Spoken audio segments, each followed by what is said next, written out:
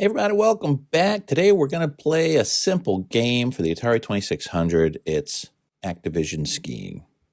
I don't know what made my father buy this all the way back then, because we've never skied. I don't think he ever skied, seriously. I mean, technically I skied a little bit because we had a big hill near us and the neighbors had skis. So, when I was like 5 or 6 or 7 in that era, we'd go and we'd sled down that hill, and they had some skis, and I tried it. It wasn't as fun to me as just sledding down the hill, so I never got into it. And besides that, I mean, I'm pushing 54 right now, and my knees are shot already. I can't imagine what they'd be like if I'd been skiing all these years. And it's kind of a weird thing because I am from Maine, and I mean, people actually fly into here or drive here to ski, and I've lived here my whole life, and I don't really ski, but, that's kind of the way it is sometimes. But nonetheless, let's get back to what I did do for skiing, and that's play this game with my brothers on the Atari 2600 when we were little. So we have 2 game modes in this, slalom runs and downhill runs. Slalom runs, you have to go through a certain amount of gates and get to the bottom, and if you miss a gate, you lose about 5 seconds or so. Downhill runs are just how fast you get to the bottom, so it's just timed. I'm going to run through these modes really quick. Game 1 is 20 gates, novice run. Game 2 is 40 gates, intermediate run. Game 3 is 30 gates on an expert run. And Game 4 is 50 gates on an Olympic run. Now, Game 5 is a random run, so you can't perfect it, and it's got 30 gates, and it runs on expert. Obviously, novice is slower, and Olympic run is fast. Now, on the downhill runs, it's about how far you go. So Game 6 is 200 meters, and it's a novice hill. Game 7 is 300 meters, it's intermediate. Game 8 is 500 meters, expert. Game 9 is 900 meters, Olympic hill. And then Game 10 is a 900-meter Olympic hill, but it's totally random. So to make it a little clearer, at least Games 1 through 4 and 6 through 9 are permanently fixed, which means you can play them over and over and try and perfect your downhill run. So to start a game, you simply select the level you want to play, and then pretty much hit the start or hit your joystick, and you'll start going. I remember playing this game quite a bit, actually, and I played it in both modes because they were both fun. So the real fun in this game is using the difficulty switches. So if you're using the left difficulty switch and you have it in position B, it's just a straight down run. But if you move it to A, you kind of free float all over the mountain, which is really cool. Now, when you're playing slalom, that really doesn't benefit you because you've still got to go through the slalom gates. But when you're doing just the downhill, it makes it feel like a real open world and you're on a big hill, which is super cool. So the right difficulty switch can impact each game style different. If you're playing the slalom and you put it in position A, you're going to get more trees right in front of the gates, which makes it more difficult. If you're doing downhill, if you have it in the A position, you have to press the jump button over the moguls yourself. If it's in the B, it automatically jumps. Now I'll talk about why this is interesting in a little bit. Now, it's not an over-exaggeration to say that this is essentially just a race game. It's, you're a person instead of a car. And, most times you're heading up the screen when you're racing. This one just comes down the screen.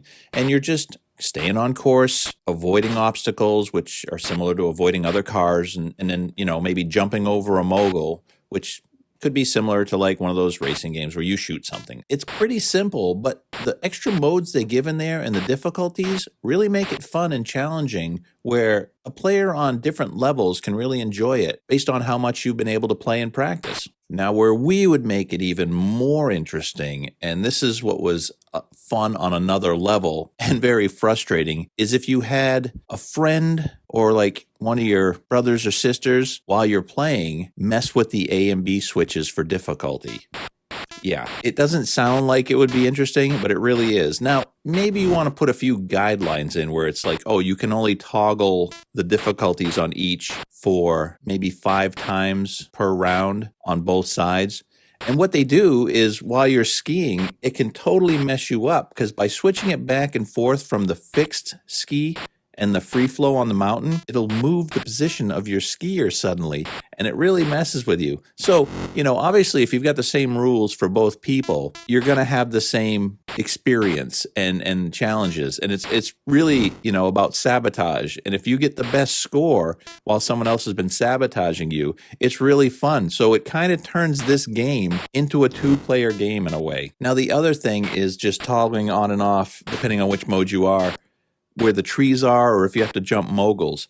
Because if someone's doing a slalom and you leave the trees off so they're not in front of the slalom gates, someone gets kind of comfortable with that. And then all of a sudden, when you flick it on, as the screen scrolls up, there'll be a tree in the way. And it really messes with them.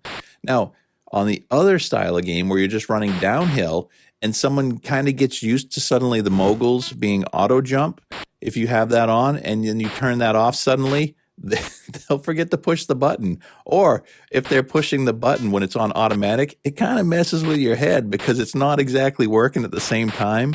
And that gets into your brain. So when it shuts off, your timing may be off. That's how we made this game even more fun and turned it into like a two-player experience when really it's just one player. Yeah, you could play maybe a tournament or something, which would be cool, just in standard mode. But also a tournament in sabotage mode makes it even more fun. And I'll tell you what, this is why I would practice on my own a lot.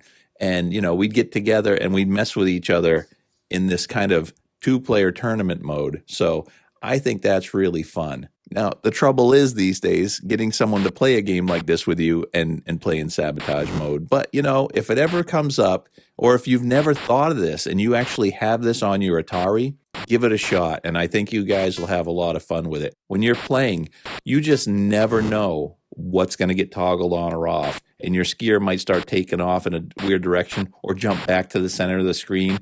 Or you're going along and suddenly there's trees in the way. It's really something that you've got to experience to understand. And hopefully anyone out there that has a friend and an Atari still, they can give this a shot. So that's my review on something that is just a basic skiing game, but you can enhance it a little more by, messing around with these kind of advanced settings. So, well, there you go. That's it. There's Skiing by Activision, a fun game in its own right, but can be made even more fun when there's a little, nefarious activity going on while playing.